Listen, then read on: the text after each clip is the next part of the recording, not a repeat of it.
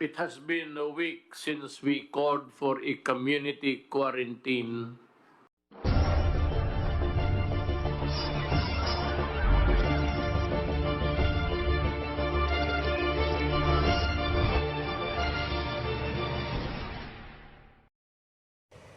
Hi guys, welcome to my YouTube channel. This is Kerv, Bisaya. Nagpabalik na naman tayo mga kabisdak. So for today mga kabisdak, update lang po natin kayo doon sa mga pangyayari doon sa Pilipinas. Kasi po sabi ni President Duterte ay napabilib po siya dahil sa mga ginagawa sa ating mga kababayan na frontliner. Pinasalamatan po ni President Duterte yung mga workers na patuloy na nagserbisyo sa taumbayan, lalo sa mga health worker na nagsakripisyo habang nilalabanan ang COVID-19 sa Pilipinas. So, pakinggan po natin yung panayam ni President Duterte. Ayan. It has been a week since we called for a community quarantine and in its enhanced form in Metro Manila and various parts of the zone. We in government continue to respond to the public needs, mobilize resources, and oversee developments.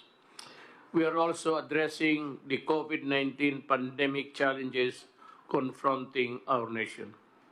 First, let me reiterate my sincerest gratitude to all our courageous frontliners in this war, especially our healthcare workers, our doctors, nurses, medical technologists, and all other allied health professionals.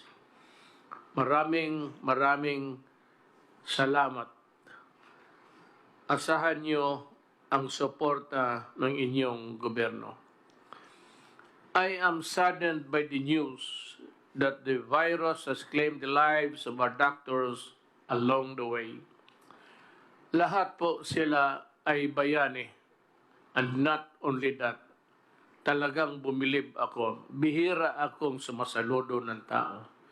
Pero pa yung mga doktor natin, mga health workers na nadisgrasya, talagang saludo ako sa inyo. Wala na kayo dito sa mundong ito, pero gano'n na lang ang pagtingin ko sa inyo.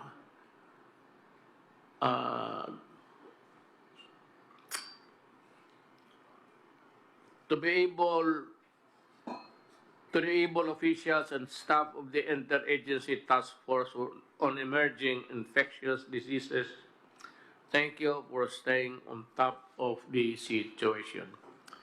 To the brave men and women of the Armed Forces of the Philippines and the Philippine National Police, thank you as well for ensuring peace and order in these trying times. I also thank the rest of the frontliners to ensure that the basic services are provided to our people, from those manning various government agencies, groceries, banks, food establishments, and delivery services, among others. Maraming salamat po. To the gracious members of the private sector who are foregoing profit to elevate the suffering of our people, to the valiant volunteers who are bravely supplementing our frontliners, to the noble civil society organizations who are working tirelessly in calling for donations and performing charity work, thank you very much for your kindness, compassion, and generosity. So ayan, napakinggan natin yung panayam ni President Duterte. So napabilib po siya sa lahat na sabi nga niya na lahat sila ay bayani at only that talagang bumilib ako. That bumilib talaga si President Duterte. So sana guys ay mayroon na naman tayong mayroon na naman akong nabalita sa inyo at i-share sa inyo. So dito na lang po ako at God bless po.